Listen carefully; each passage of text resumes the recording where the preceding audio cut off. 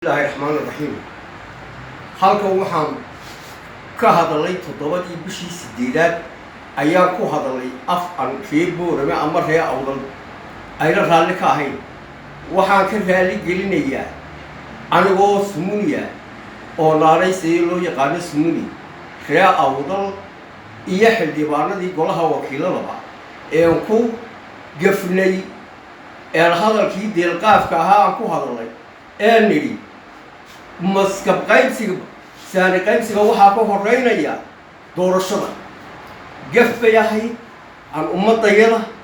iyo dalka iyagaba aanu ka galnay kafiisi la-aanna way ahayd mana anaan dhegaysan horta aanu shaksibanoo ma aan daawanin iyada oo ay hadlayaanoo golahu ku kala kaceen wakiiladu maskab qaybsiga iyo doorashada ay ku kala qaybsameenay reeboorame wakiiladii u joogay ay yidhaahdeen waxaan maskab qaybsi ahayn saami qaybsi ahayn kuma wada hadlayn ay ka dareereen ma daawan mana arkayn indhaha iyaguna ma qaban maqalla kuma maqal sidaa daraaddeed gaf baan ku hadalay waxaan doonayaa inna laga cafiyo dembigii aan dadka ka galay ree awdal 9 maalmood daaradayda maan soo dhaafay 9 maalmood daaradii aqalkayga ma soo dhaafay shayga keliya ay ree awdal isku raaceen ee ay ka midoobeen waxay noqotay saami qaybsiga waxaa ku horeynayadii doorashada ka horeynayda bay isku raaceen oo annagay awoodda na saareen sidaa daraaddeed inaan inagu qaldannahay ayaan arkay dadkayga ummaddaan ka dhashay waxaan ka raali gelinayaa gafkii aan ka galnay ee nidhi doorashadaa ka horeynaysa golaha wakiilada waxaan ku codsanaynaa aan ka codsanayaa aniga oo ah sumuni inay naga cafiyaan maadaama oon iyaga ku gafnay oon nidhi 15 sannadood bay fadhiyeen iyagaa doonaya inay sii korastaan idinmaanaan arag idinkamaanaan daawanin TV qadaf bay nagu gashay waxaan helayna dadkaan uga sheegayn doonaaye wax ma aha raggana ka dhaliyaay mooye waxaan qabsani ma jiro sidaa daraaddeed baan doonayaa inaan golaha wakiiladu ay naga cafiyaan gafkii aan ka gallay ee nidhi iyagaa cimri dherer ka dhiganaya wax kama dhiganaysiin dadkiinaad u doodayseen sidaa awgeed annaga ayaa qaldan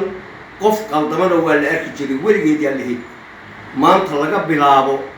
saaxiibayaal ilma adeerayaal waxaan doonaynaa inaad naga dembigiyaan idinka gallay aad naga saamaxdaan si gaar ahaaneed waxaan ula hadlayaa guddoomiyaha iyaga ee guddoomiye ku-xigeenka labaad ee golaha wakiiladana ah annagana guddoomiyaha iyaga koowaad noo ah axmed yaasiin sheekh cali ayaanle hadalka uu yidhaah ummadda somalilan oo dhan baa ku kalsoon iska daa ree awdale haddaan daawanaynana xilka haddii laygaga qaadayo waan saami qaybsi waxaan ahayn oo na marayaa ma jira buu yidhi baa la yidhi anuma daawanay markaas sidaa awgeed axmed yaasiin sheekh cali ayaanle waxa uu yidhaah cid kastaa way ku kalsoon tahay ree awdal way ku kalsoon yihiin somalilan way ku kalsoon tahay waa xadiis waxa uu ku hadlaa axmed yaasiin sheekh cali cid kasta ayaa ku kalsoon hadalkiisa oo degaysata oo daawata oo muddooyin fara badan baa hadalkiisa la siiyay ilaahay raalliha ka ahaado annaguna raalli baanu kaa nahay guddoomiyaha iyaga koowaad baad annaga noo tahay somalilanna guddoomiye ku-xigeenka labaad baad u tahay waxaan kaa codsanayaa si sharaf leh ummaddayadii waanu ka dhex baxnay inaad naga cafisa adiga laftaadu axmed yaasiin lambarkayga haddaad dil xiitaa haddii na lagu xukumayo raalli baanu ka dhahay booskina lagu dilayo intayadii halkaa ka hadashay diyaar baan u nahay idna lagu dilo lambarkaygaan idii sheegayaa weliba haddii la ii baahdo 4531389 baa layidhaha 4531 waa intaa lambarkaygu ciddii u baahan inay ama igala soo hadasho kelmadaha ama ay dil baa lagu xukunay booska kale ay jira diyaar baan weyn dadkayna waxaan cidna waxba uma qabsan kartiin anaga ayaa dembiga ummadda ka galay salaad gabayle ninkii la oran jiray wuxuu ku xadgudbay xeerkii markaa dawladii Soomaaliya ay dhigatay ee golihii toban xeerkii waad ku gudubtay maxaa tala alay dil boona saxiix waa lagu dilay salaad gabayle intayada order waxaan ku hor nimid xeerkii ummaddu isku raacday inay saami qaybsi ku doonato ee golahooda wakiilada iyo iyaguba ay u diyaar garoobeen maadaama oonan daawan anaguna aan ku kafnay xeerkii baabana haysta halna lagu dilaan oqolay keeboor ma isku raacaan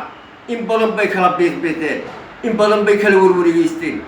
in badan bay isburiyeen kelmadda intay isku raaceen bay noqoto cidii aad aragtaaba ay ku leedahay ay adiga wax ka sheegayso ha isku raacaan aniga nadila diyaar baan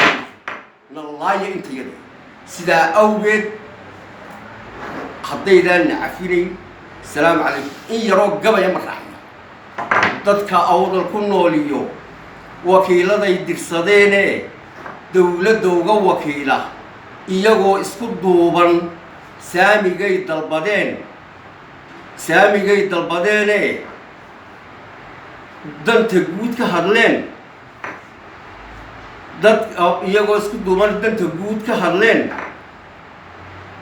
ay danta guud waa ma yar naxsanayba malaha liidil baan malayn saamigay dalbadeene danta guud ka hadleen go'aanka dadka gaaray dariiqay marayaan dacalkii uga leexda dubbo weyn iyo qaarun daab inay la dhacaan bay dilayaan odayaashee waan idiin digayaay dambeeyo islaam saamigii ha dambeeyadii ee doorashadu ha horeyso aan daraad ku hadlaynay dib markii aan u eegay dembigaa annagaa leh haddaydaan naga daynin dadweynow nagu qaada diyaar baan u nahay sidaas iyo nabadgelyo dalka iyo dibaddaba cid kasta oo codkayga maqlaysa ama maalintii hore maqashay waxaan ka doonayaa inay nacafiyaan baan ka doonaya wassalaamu calaykum waraxmatullaahi wabarakaatu